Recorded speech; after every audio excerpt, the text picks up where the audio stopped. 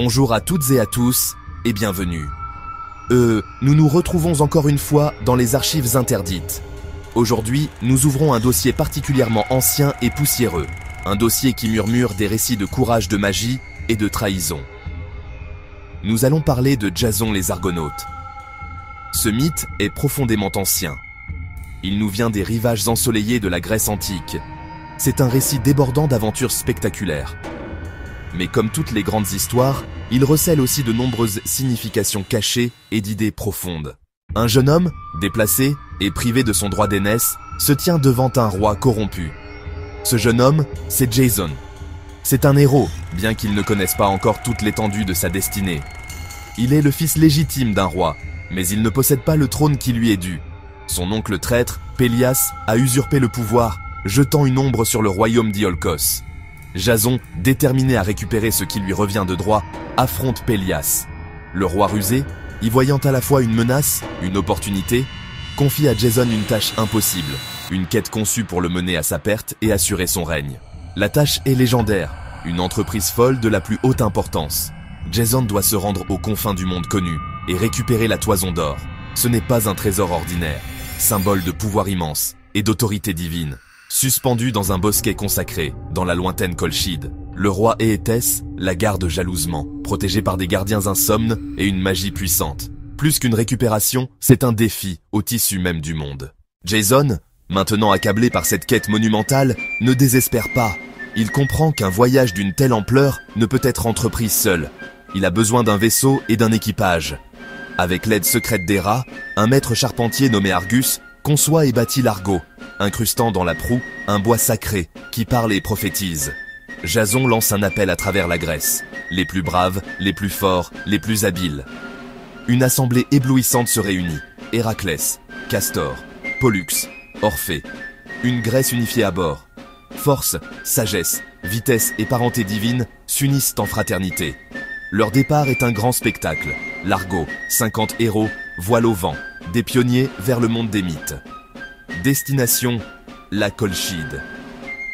Mais le chemin est un labyrinthe d'épreuves prêtes à briser navire et esprit.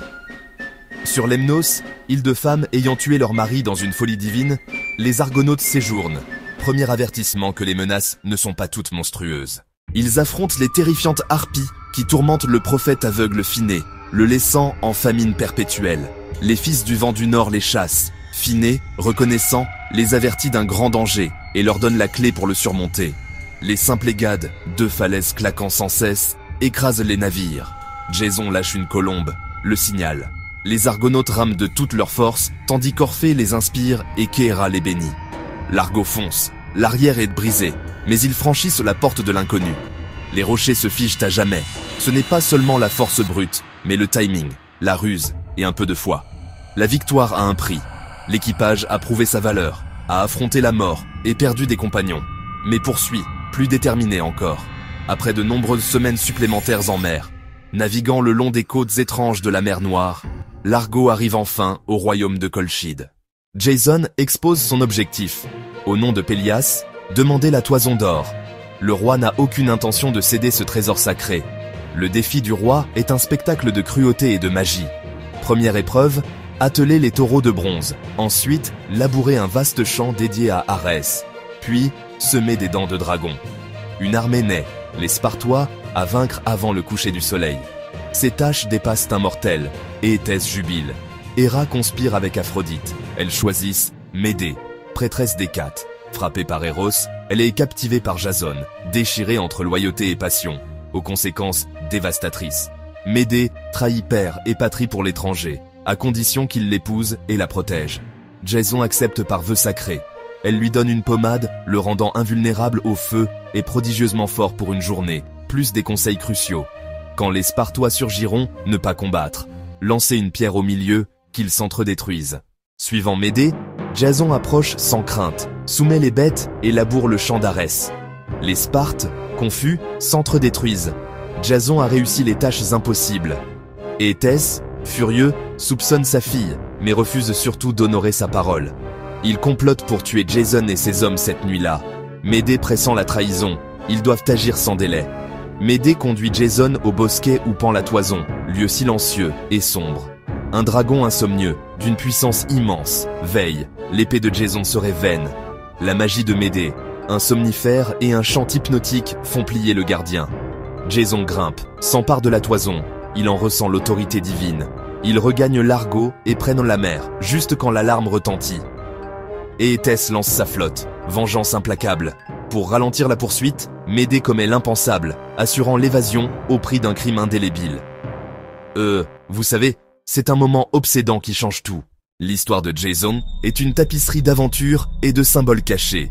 La toison, artefact magique et gage de royauté, mais peut-être ancré dans le réel. Une théorie, peau de mouton immergée pour piéger la poussière d'or.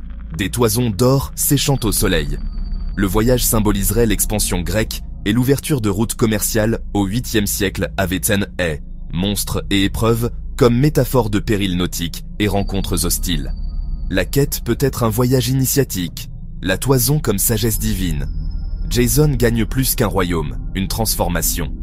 Luttant par le corps, l'esprit et l'âme, il devient héros et roi légitime.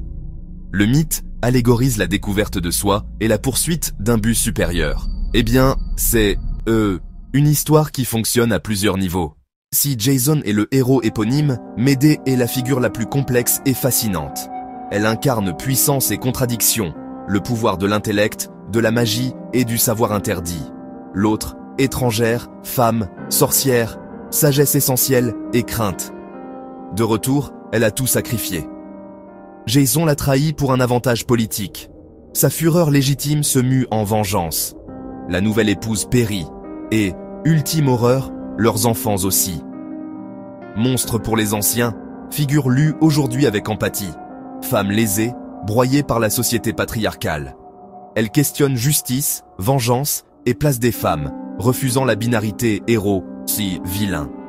Son histoire nous confronte, trahison destructrice, férocité de l'amour maternel et ce dont l'humain est capable privé d'espoir. Elle demeure une présence obsédante. L'histoire ne s'est pas arrêtée avec les poètes antiques. Des argonautiques au cinéma, chaque génération réinvente la quête. Le film de 1963 et l'animation de Harryhausen ont donné vie au mythe pour des millions. Réunir une équipe, partir en mission, récupérer l'objet. Un modèle narratif devenu pierre angulaire. La légende est plus qu'une aventure, un miroir de nos peurs et aspirations, du courage d'affronter l'inconnu et des compromis moraux de l'ambition. Le mythe évolue et interroge.